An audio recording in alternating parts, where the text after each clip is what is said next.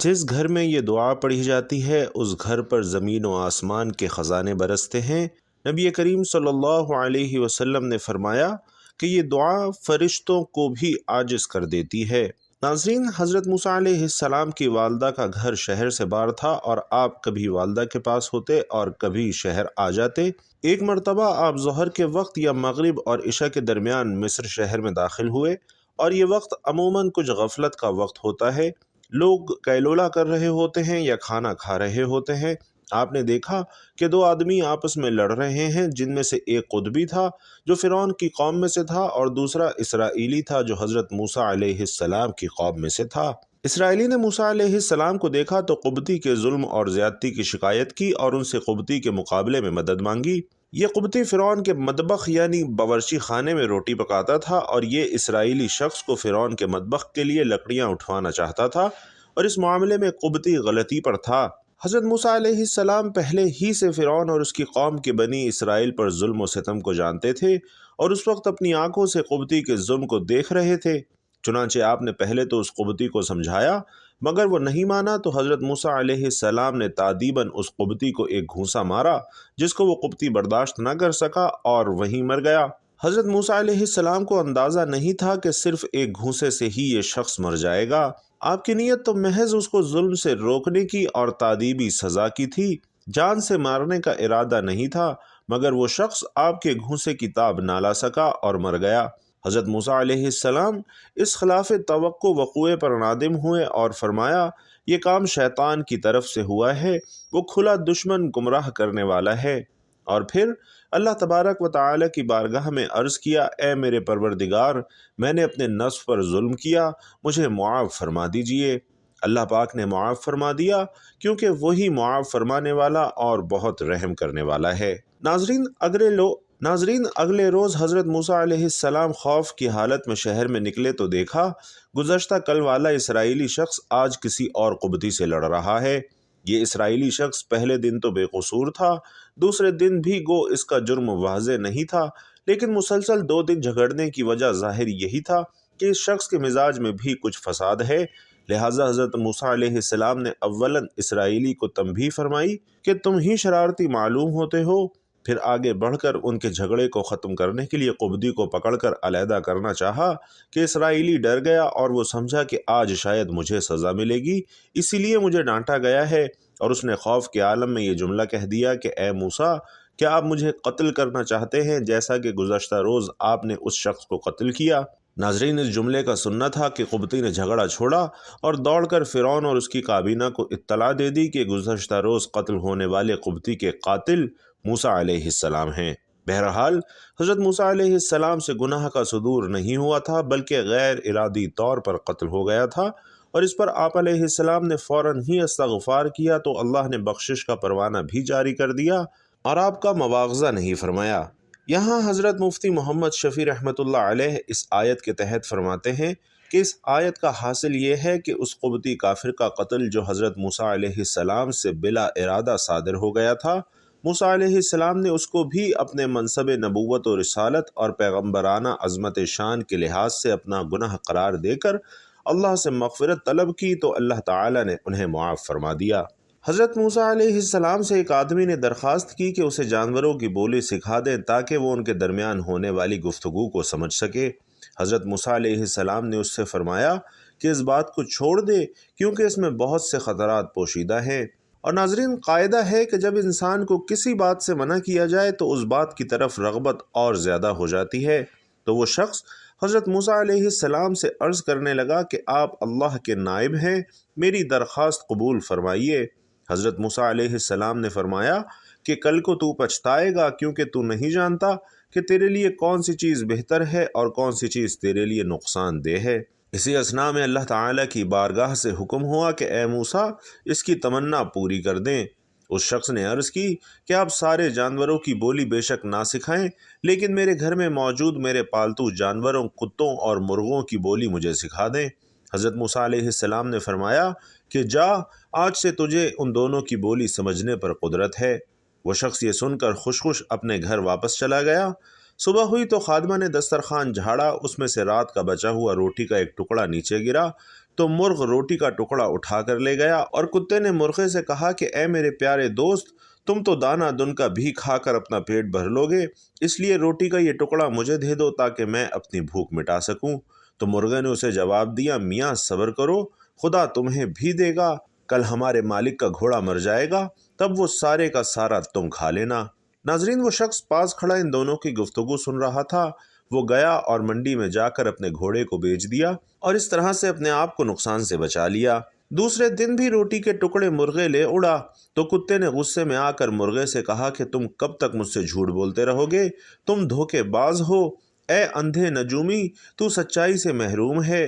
مرغ نے کتے کو جواب دیا کہ وہ گھوڑا دوسرے مالک کے پاس جا کر مر گیا ہے، ہمارے مالک نے نقصان سے بچنے کے لیے وہ گھوڑا بیچ ڈالا تھا، فکر نہ کرو، کل ہمارے مالک کا اونٹ مر جائے گا تو تم خوب پیٹ بھر کر کھا لینا۔ ناظرین، یہ سننا تھا کہ مالک اٹھا اور اونٹ کو بھی منڈی میں جا کر بیچ دیا اور اس طرح سے اپنے آپ کو ایک اور نقصان سے بچا لیا۔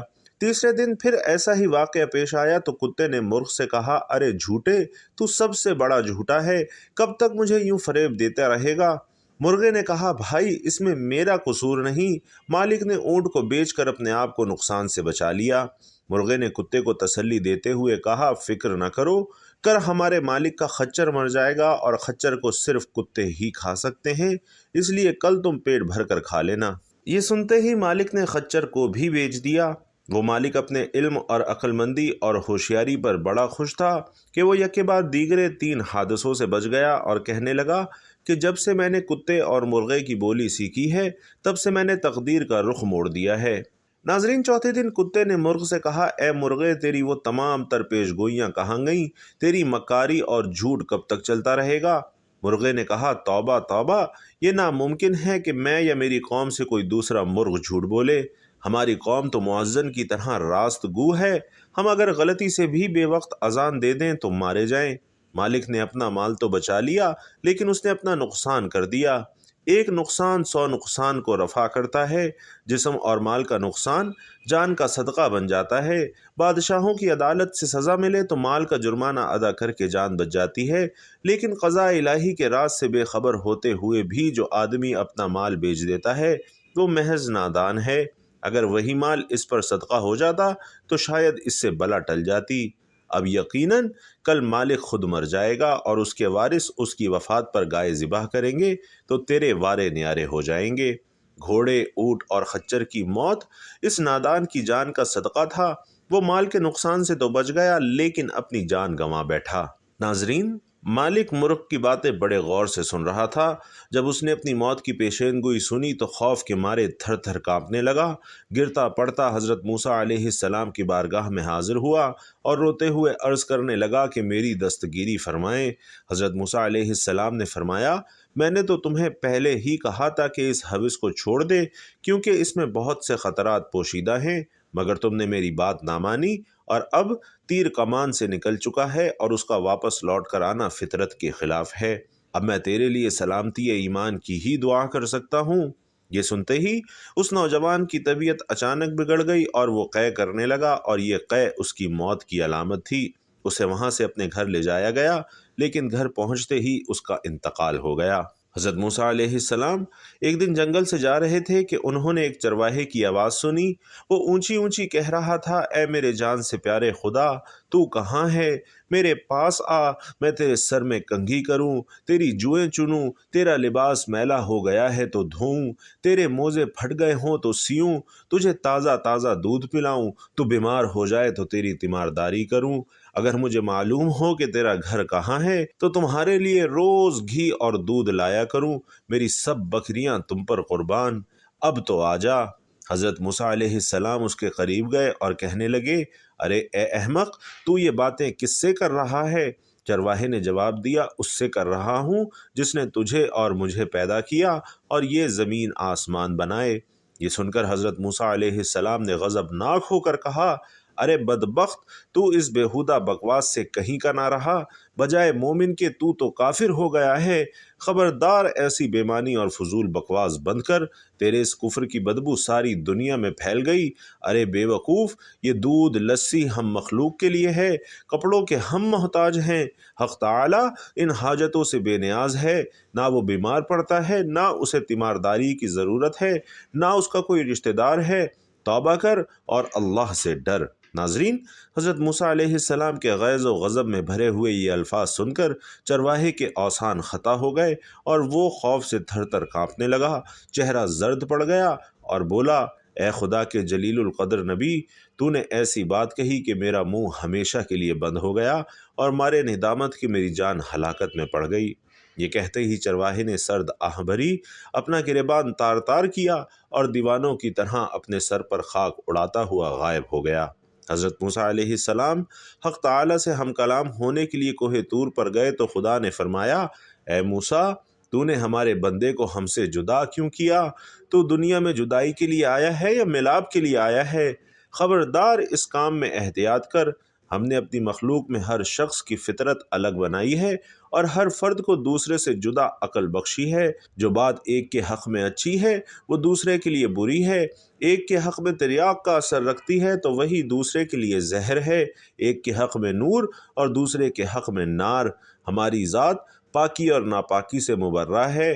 اے موسیٰ، یہ مخلوق ہم نے اس لیے پیدا نہیں فرمائی کہ اس سے ہماری ذات کو فائدہ پہنچے، اسے پیدا کرنے کا مقصد تو یہ ہے کہ اس پر ہم اپنے کمالات کی بارش کریں۔ جو شخص جس زبان میں بھی ہماری حمد و ثنا کرتا ہے، اس سے ہماری ذات میں کوئی کمی بیشی واقع نہیں ہوتی۔ مداح کرنے والا خود ہی پاک صاف ہوتا ہے۔ ہم کسی کے قول اور ظاہر پر نگاہ نہیں رکھتے، ہم تو باطن اور حال دیکھتے ہیں۔ اے موسیٰ، خردمندوں کے آداب اور ہیں، دل جلو اور جان ہاروں کے آداب اور ہیں۔ حضرت موسیٰ علیہ السلام نے جب خدا کا یہ عتاب آمیز خطاب سنا تو سخت پشیمان ہوئے اور بارگاہ الہی میں نہایت ندامت اور شرمساری سے معافی مانگی، اور اسی اضطراب اور بے چینی میں اس چرواہے کو ڈھونڈنے جنگل میں نکل گئے۔ صحرا و بیابان کی خاک چھان ماری پر چرواہے کا کہیں پتہ نہ چلا۔ اس قدر چلے کہ پیروں میں چھالے پڑ گئے، لیکن تلاش جاری رکھی اور آخر آپ اسے پا لینے میں کامیاب ہوئے۔ چرواہے نے انہیں دیکھ کر کہا، اے موسیٰ، اب مجھ سے کیا خطا ہوئی کہ تم یہاں بھی آ پہنچے؟ حضرت موسیٰ علیہ السلام نے جواب دیا، اے چرواہے، میں تجھے مبارکباد دینے آیا ہوں۔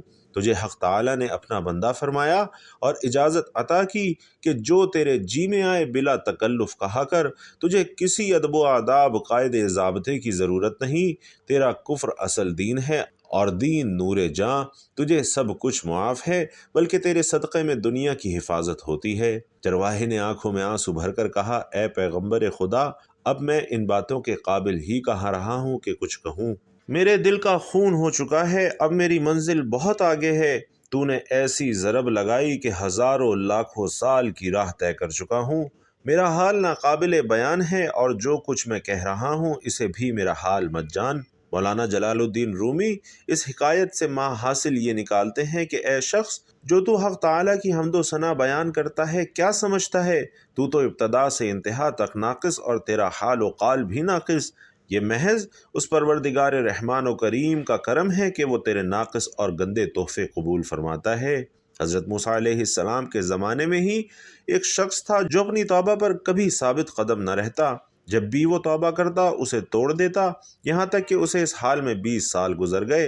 اللہ تعالیٰ نے حضرت موسیٰ علیہ السلام کی طرف وحی کی کہ میرے اس بندے سے کہہ دو کہ میں تجھ سے سخت ناراض ہوں۔ حضرت موسیٰ علیہ السلام نے اس آدمی کو اللہ کا پیغام دیا تو وہ بہت غمگین ہوا اور جنگلوں کی طرف نکل گیا، اور وہاں جا کر بارگاہ رب العزت میں عرض کی کہ اے رب ذوالجلال، تیری رحمت کم ہو گئی یا میرے گناہوں نے تجھے دکھ دیا ہے؟ تیری بخشش کے خزانے ختم ہو گئے یا بندوں پر تیری نگاہ کرم نہیں رہی؟ تیرے عفو و درگزر سے کون سا گناہ بڑا ہے؟ تو کریم ہے، میں بخیل ہوں، کیا میرا بخل تیرے کرم پر غالب آ گیا ہے؟ اگر تو اپنے بندوں کو اپنی رحمت سے محروم کر دے گا تو وہ کس کے دروازے پر جائیں گے؟ اگر تو دھتکار دے گا تو وہ کہاں جائیں گے؟ اے رب قادر و قہار، اگر تیری بخشش کم ہو گئی اور میرے لیے عذاب ہی رہ گیا ہے تو تمام گناہگاروں کا عذاب مجھے دے دے کہ میں ان پر اپنی جان قربان کرتا ہوں۔ اللہ تعالیٰ نے موسیٰ علیہ السلام سے فرمایا کہ جاؤ اور میرے بندے سے کہہ دو کہ تو نے میرے کمال قدرت اور عفو و درگزر کی حقیقت کو سمجھ لیا ہے، اگر تیرے گناہوں سے زمین بھر جائے تب بھی میں بخش دوں گا۔ حضرت امام غزالی رحمۃ اللہ علیہ، جیسا کہ نبی کریم صلی اللہ علیہ وسلم کی حدیث مبارکہ ہے کہ رسول اللہ صلی اللہ علیہ وسلم نے فرمایا، اگر تم اتنی غلطیاں کرو کہ تمہاری غلطیاں آسمان تک پہنچ جائیں مگر تم اس کے بعد توبہ کر لو تب بھی اللہ عز و جل تمہاری توبہ کو قبول فرما لے گا۔ حضرت ابو ہریرہ رضی اللہ تعالی عنہ سے مروی ہے کہ نبی کریم صلی اللہ علیہ وسلم نے فرمایا، کیا میں تمہیں ایسی چیز نہ بتاؤں جس کے ذریعے اللہ درجات بلند فرماتا ہے اور گناہوں کا کفارہ بناتا ہے؟ طبعی ناپسندیدگی کے باوجود خاص طور پر سردی کے موسم میں خوب اچھی طرح وضو کرنا، کثرت سے مسجدوں کی طرف قدم اٹھانا اور ایک نماز کے بعد دوسری نماز کا انتظار کرنا۔ حضرت عبداللہ بن عمر رضی اللہ تعالی عنہ کہتے ہیں کہ رسول اللہ صلی اللہ علیہ وسلم نے ان سے بیان کیا کہ اللہ کے بندوں میں سے ایک بندے نے یوں کہا، یا رب لک الحمد کما ینبغی لجلال وجہک ولعظیم سلطانک، اور اس دعا کا ترجمہ یہ ہے کہ اے میرے رب، میں تیری ایسی تعریف کرتا ہوں جو تیری ذات کے جلال اور تیری سلطنت کی عظمت کے لائق ہے۔ تو یہ کلمہ ان دونوں فرشتوں یعنی کرامن کاتبین پر مشکل ہوا اور وہ نہیں سمجھ سکے کہ اس کلمے کو کس طرح لکھیں۔ آخر وہ دونوں آسمان کی طرف چڑھے اور عرض کیا، اے ہمارے رب، تیرے بندے نے ایک ایسا کلمہ کہا ہے جسے ہم نہیں جانتے، کیسے لکھیں؟ اللہ تبارک و تعالی نے فرمایا، میرے بندے نے کیا کہا ہے؟ حالانکہ اس کے بندے نے جو کہا ہے اسے وہ خوب جانتا ہے۔ ان فرشتوں نے عرض کیا کہ یا اللہ، تیرے بندے نے یہ کلمہ کہا ہے، یا رب لک الحمد کما ینبغی لجلال وجہک ولعظیم سلطانک۔ تب اللہ نے فرمایا کہ اس کلمے کو انہی لفظوں کے ساتھ نامہ اعمال میں اسی طرح لکھ دو جس طرح میرے بندے نے کہا ہے، یہاں تک کہ جب میرا بندہ مجھ سے ملے گا تو میں اس وقت اس کو اس کا بدلہ دوں گا۔ تو ناظرین، اس دعا کو اپنی روزمرہ کی زندگی میں شامل کریں، اپنے بچوں کو کھانے کے دسترخوان پر یہ دعا ضرور پڑھائیں، کیونکہ یہ دعا اللہ سبحانہ و تعالی کی بہترین حمد و ثنا کے الفاظ پر مشتمل ہے، اور جن گھروں میں یہ دعا پڑھنے اور پڑھانے کا انتظام کیا جاتا ہے ان گھروں پر اللہ کی خاص رحمتیں برستی ہیں، اور ایسے گھر اللہ کی عطا کردہ خوشحالیوں، رحمتوں اور برکتوں کا گہوارہ بن جاتے ہیں۔ اللہ سبحانہ و تعالی سے دعا ہے کہ ہم سب کو نیکی کی بات سننے، سمجھنے اور اس پر عمل کرنے کی طاقت اور توفیق مرحمت فرمائے۔ میرا سنانا اور آپ کا سننا اپنی بارگاہ میں قبول و منظور فرمائے۔ اور آخر میں گزارش ہے ناظرین کہ جاتے جاتے کمنٹ باکس میں ایک مرتبہ خلوص دل سے سبحان اللہ ضرور لکھتے جائیے گا۔ اللہ تعالیٰ آپ سب کا حامی و ناصر ہو، آمین۔ السلام علیکم ورحمۃ اللہ۔